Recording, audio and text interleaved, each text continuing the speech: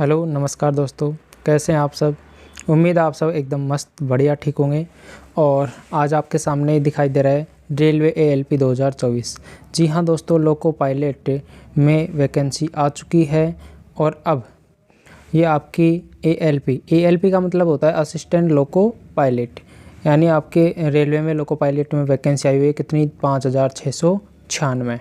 इसमें कितनी एज चाहिए, किसको, फॉर्म कैसे भरे जाएंगे, कब से भरे जाएंगे, और इसमें योग्यता क्या चाहिए कि यहाँ पे 10वीं पास चलेगा, 12वीं पास चलेगा, आईटीआई चाहिए, बीटेक चाहिए, डिप्लोमा, मतलब क्या आपके पास होना चाहिए कि आप फॉर्म भर सकते हैं और इसके लिए एलिजिबल हैं। इन सभी के बारे में अपन बात करेंगे। और हाँ, एक चीज़ मैं लिखना भूल गया यहाँ पे, सिलेबस, कि आपका क्या सिलेबस रहेगा, कितने एग्ज़ाम होंगे और इसमें क्या क्या आएगा, सब के बारे में अपन देखने वाले हैं। तो चलिए अब आगे चलते हैं। यहाँ पर आपको दिखाई दे रहा होगा भाई एक नोटिस, जो कि पहले से भी चल रहा था और ये अब ओरिजिनल वेबसाइट पे, ऑफिशियल वेबसाइट पे भी डाल दिया गया है। तो यहाँ पे आपको दे रखा है 20 जनवरी 2024 से तो क्या होंगे इसके फॉर्म स्टार्ट। इसका मतलब 20 जनवरी कब है भाई? अपनी कल, यानी कल से फॉर्म स्टार्ट होंगे। कब तक? 19 फरवरी 2024 तक।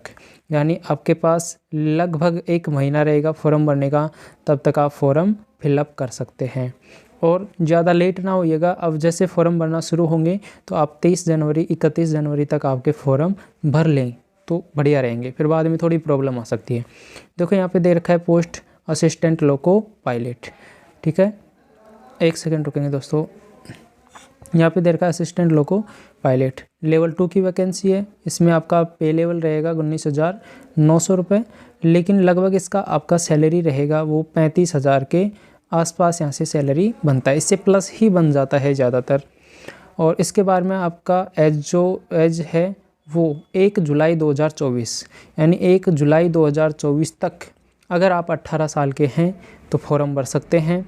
और अगर आप 1 जुलाई 2024 तक आप 30 साल के हैं तो फॉर्म भर सकते हैं, ठीक है।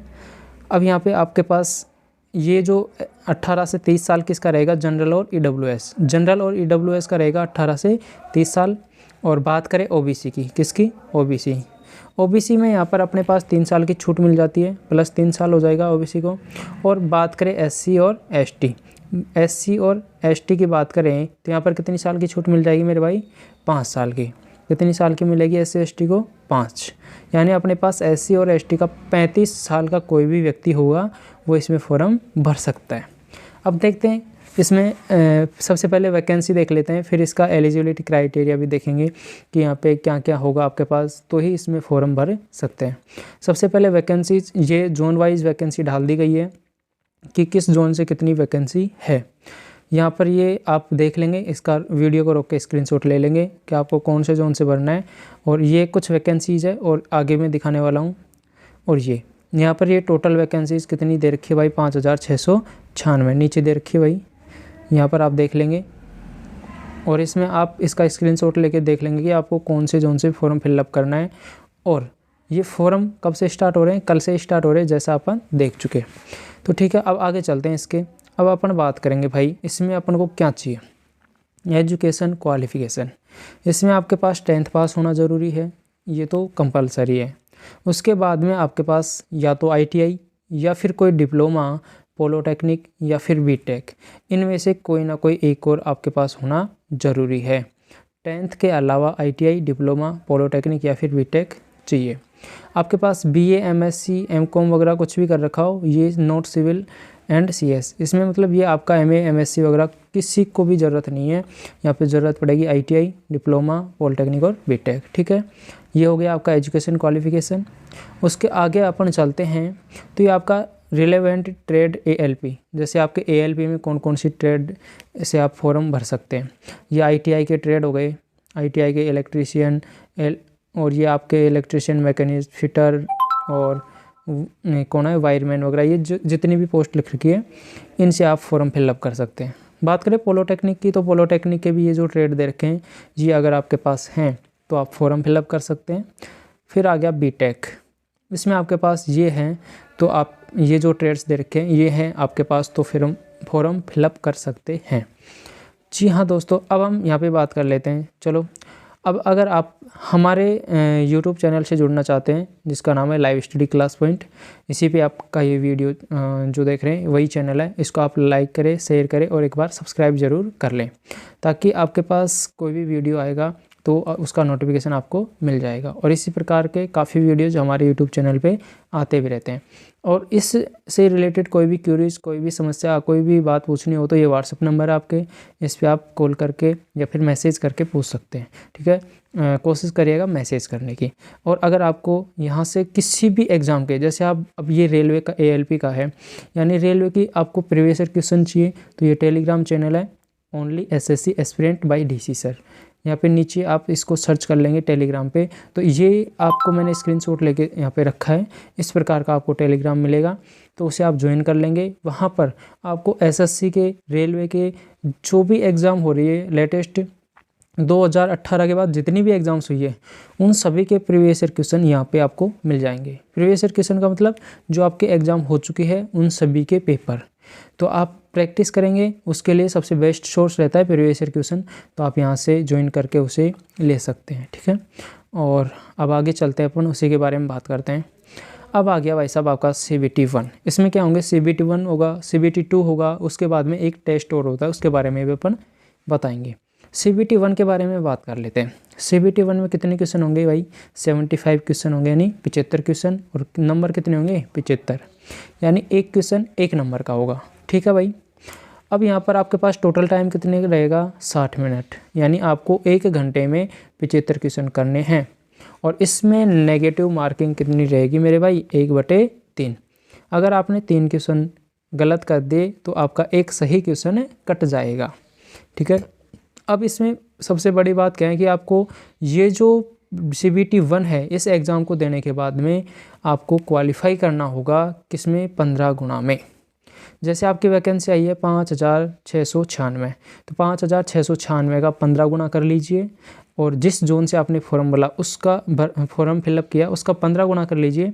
उतने कैंडिडेट्स के अंदर आपको इस CBT 1 के अंदर आना है, तो आप CBT 2 दे पाएंगे। अगर इसमें आप क्वालिफाई नहीं कर पाए तो आप इसमें अगले जो स्टेप है CBT 2 से नहीं दे पाएंगे। CBT का मतलब क्या है, कंप्यूटर बेस्ड टेस्ट। ठीक है, ये 15 गुना पास होंगे, आप इस 15 गुना में आएंगे तो अगला स्टेप कर पाएंगे। अब इस CBT 1 का सिलेबस के बारे में देख लेते हैं। अब अपने पास CBT 1 का सिलेबस है मेरे भाई, ये क्वालिफाई नेचर है। इसमें GK या GS जो आपका करंट अफेयर्स और GK के टोटल क्वेश्चन मिला के कितने आएंगे, 10। साइंस के कितने क्वेश्चन हैं, 20 क्वेश्चन हैं। मैथ के कितने हैं, 20, और रीजनिंग के कितने हैं, 25। यानी आपके पास सबसे इम्पोर्टेंट क्या होने वाला है, रीजनिंग होने वाला है, फिर मैथ्स होने वाला है, फिर क्या होगा, साइंस। GK GS आप नॉर्मली पढ़ते रहेंगे। यहाँ पे कितने क्वेश्चन है, 10। इसमें से 5 एक क्वेश्चन के लगभग आप बना देंगे तो कोई दिक्कत नहीं है। लेकिन इम्पोर्टेंट पार्ट है यहाँ पर साइंस, GK और साइंस, मैथ और रीजनिंग, तीनों में आपको बहुत अच्छे से मेहनत करना होगा, और इसको क्वालिफाई करके आप 15 गुना में आएंगे तो ही आप अगला CBT 2 दे पाएंगे। ठीक है, ये हो गया CBT 1। अब बात कर लेते हैं अपन CBT 2। CBT 2 इसके अंदर क्या होगा कि आपका भाग क होगा और भाग ख, यानी CBT 2 में ही एक साथ पेपर होंगे, उसी में आपको भाग क और ख दिया जाएगा। अब इसके बारे में भी देखते हैं भाई क्या होगा क्या नहीं होगा। तो CBT 1 में भाग क है और भाग ख। भाग ख केवल और केवल आपको क्वालिफाई करना है, यानी क्वालिफाई नेचर है। इसमें क्या होगा, पहले भाग ख की बात कर लेते हैं। इसमें आपके पास 60 मिनट का समय, यानी 1 घंटे का समय होगा। क्वेश्चन कितने होंगे, 75 क्वेश्चन, और आपके पास यहाँ पे नेगेटिव मार्किंग होगी 1/3 की। और इसमें आपको क्वालिफाई करने के लिए 35% मार्क्स लाना ज़रूरी है। यानी भाग ख में क्या होगा, आपका जो ट्रेड है उस ट्रेड से रिलेटेड आपके यहाँ पे क्वेश्चन आएंगे। जैसे आपके पास इलेक्ट्रीशियन है तो इलेक्ट्रीशियन से रिलेटेड यहाँ पे क्वेश्चन आएंगे, और उस ट्रेड के जो भी क्वेश्चन है उसमें 75 क्वेश्चन है, उसका 35% आपको सही करना होगा तो आप एलिजिबल होंगे। अन्यथा आपका भाग जो क है इसमें आप कितने ही मार्क्स ले आइए आपका कोई मतलब नहीं रह जाएगा। तो आपके पास ये ट्रेड टेस्ट है, इसको भी क्वालिफाई करना ज़रूरी है, और इसमें 1/3 क्या है, नेगेटिव मार्किंग। अब बात कर लेते हैं भाग क की। भाग क में आपको कितना टाइम दिया जाएगा, 90 मिनट, यानी 1.5 घंटा। अब 90 मिनट में क्वेश्चन कितने होंगे, 100 क्वेश्चन होंगे और नेगेटिव मार्किंग वही कितनी, 1/3। अब आपकी यहाँ पर सबसे इम्पोर्टेंट रहने वाला है भाग क। ये भाग ख क्वालिफाई करना है, लेकिन आपकी जो कट ऑफ बनेगी वो किससे बनेगी, भाग कैसे, CBT 2 के भाग कैसे आपकी कट ऑफ बनेगी। आप इसमें जितना अच्छा स्कोर कर पाए उतना ही आपको बेस्ट रहेगा। अब यहाँ से आपको इसके क्वालिफाई करने के बाद में कितने कैंडिडेट पास किए जाएंगे, 8 गुना। यहाँ से भी आपको 8 गुना कैंडिडेट्स को आगे भेजा जाएगा। अब वो किसके लिए भेजा जाएगा, अभी अपन एक टेस्ट हो रहा है उसके बारे में भी बात करेंगे। फिलहाल देख लेते हैं CBT 2 का सिलेबस। भाग ख में तो कुछ नहीं, आपका जो ट्रेड है उस ट्रेड से रिलेटेड आपको सिलेबस आएगा, अलग अलग ट्रेड्स का अलग अलग सिलेबस होगा। लेकिन फ़िलहाल भाग क है, इसमें सभी का सेम सिलेबस है, उसे देखते हैं। चलो, अब अपने पास CBT 2 का पार्ट ए का सिलेबस है। ये आ गया आपके पास सब्जेक्ट हो गए, इधर क्या हो गए, मार्क्स हो गए। तो आपका GK GS जिसे कहते हैं उसके फिर से यहाँ पे कितने ट्यूशन आएंगे, 10। यहाँ पे आपके मैथ्स कितने नंबर का आएगा, 10, और क्वेश्चन कितने आएंगे, 10, यानी 10 क्वेश्चन, आपका मैथ्स आएगा 25, यानी 25 क्वेश्चन, ठीक है। और 25 नंबर का आप क्या आने वाला है यहाँ पर, मैथ्स। रीजनिंग भी आपका 25 क्वेश्चन आएंगे, ठीक है। और आगे आपका आएगा साइंस या इंजीनियरिंग के सबसे इम्पोर्टेंट पार्ट है, कितने क्वेश्चन आएंगे भाई, 40। यहाँ पे आप अच्छे से प्रैक्टिस करेंगे, अच्छे से पढ़ेंगे तो आपको यहाँ से मार्क्स लाना ज़रूरी है। आपको सबसे ज़्यादा मेहनत करनी है मैथ्स, रीजनिंग और साइंस इंजीनियरिंग में, तो आपको अच्छे से स्कोर बना पाएंगे। और इसमें जितना स्कोर बना पाएंगे वो आपके कट ऑफ के लिए बहुत इंपॉर्टेंट रहेगा, क्योंकि कट ऑफ बनेगी CBT 2 पार्ट 1 से। और आपका आगे आने वाला एक टेस्ट है जिसके बारे में अपन बात करेंगे, ठीक है। अब आगे चलते हैं, यहाँ से कितने गुना पास होंगे, 8 गुना, ठीक है। यहाँ पे अपन ने बात कर ली। अब आपका जो कंपाउंड बेस्ड एप्टीट्यूड टेस्ट है वो रहेगा, जिसे अपन बोलते हैं CBAT टेस्ट।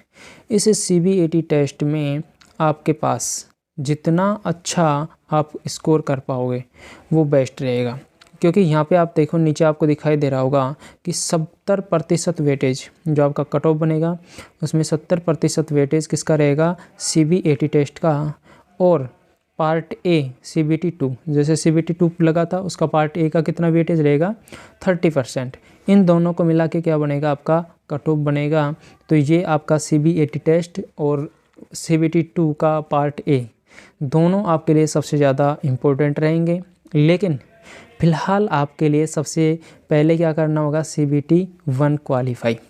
CBT 1 क्वालिफाई करने के लिए आपको पहले तो पढ़ना होगा और उसके बाद में आगे बढ़ना होगा। और लगभग सिलेबस आपका पूरा सेम सा है, यानी CBT 1 CBT 2 का सेम रहेगा। कुछ टॉपिक्स आपके चेंज हो सकते हैं, बाकी अभी कंप्लीट सिलेबस भी है। और आप कंप्लीट सिलेबस आपको यहाँ पे एक तो यूट्यूब पे मिल जाएगा, व्हाट्सएप ग्रुप पे मिल जाएगा, और दूसरा टेलीग्राम पे मैं ऑलरेडी डाल चुका हूँ। आप यहाँ पे सर्च करेंगे तो आपको कंप्लीट ALP का नोटिफिकेशन मिल जाएगा, उसमें कंप्लीट डिटेल्स दे रखी है, सिलेबस सब कुछ वहाँ पे प्रोवाइड हो जाएगा, ठीक है। और यहाँ पे आप व्हाट्सएप ग्रुप पे मैसेज करेंगे तो वहाँ पे भी आपको मिल जाएगा, ठीक है। और आप इस चैनल को फिर से बोलूँगा एक बार सब्सक्राइब ज़रूर कर लें। और आज के लिए अपने पास यहाँ तक बात की थी, और ये थी आपकी रेलवे ALP 2024 की वैकेंसी, जिसमें पद हैं आपके 5696, ठीक है। और अपन ने इन सभी के बारे में बात कर ली, तो इसमें किस प्रकार वैकेंसी आई है। अब इसमें जैसे ही अब कल से फॉर्म भरना स्टार्ट होंगे तो अपन उसका एक और वीडियो बना सकते हैं, नहीं तो आप खुद आप फॉर्म फिलअप कर सकते हैं, ठीक है। फ़िलहाल इतना ही, और आप सभी को बहुत बहुत धन्यवाद। थैंक यू दोस्तों।